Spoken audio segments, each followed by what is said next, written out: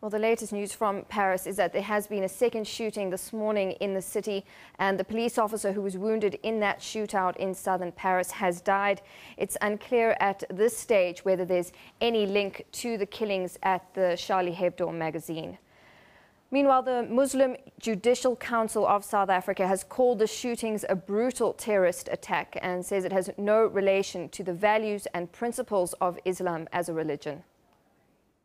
We stand for the values of the preservation of life, as that is a prime value in the teachings of Islam. We urge the international community to look at it in light of its brutality as a very irresponsible terrorist attack and not in light of Islam, even though those who sometimes justify their call in the name of religion, whether it be in the name of Islam, whether it be in the name of Christianity or Judaism, we as the leadership in the Muslim Judicial Council condemn such brutal killings on innocent people. Well, I'm now joined live from Paris by our correspondent, Jack Parrock. Jack, a very good afternoon to you. Amid the tensions, another shooting in the city this morning. What are the latest developments?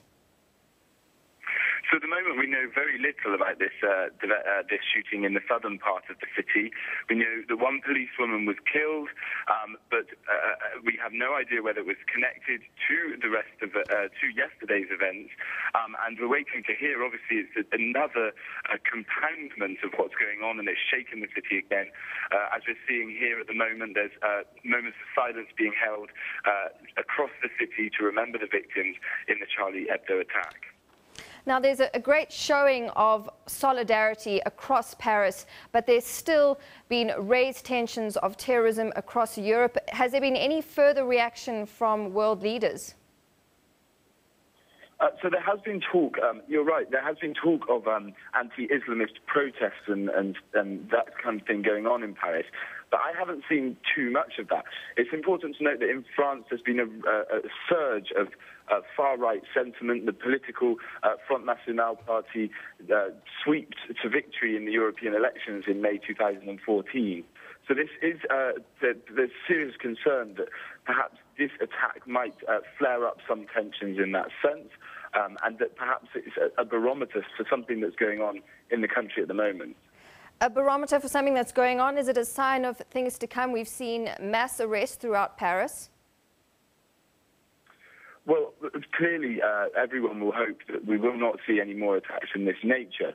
But what I mean by that is, there's a strong anti-immigration sentiment in France, and there are some tensions, as they are across the whole of Europe in this sense. Clearly, reports around the world of extremist groups gaining power in the Middle East, that causes concern in Europe.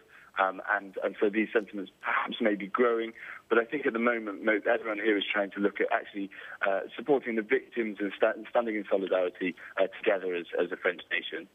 All right, Jack, thank you very much. We'll leave it there. Jack Parrock, our correspondent live from Paris.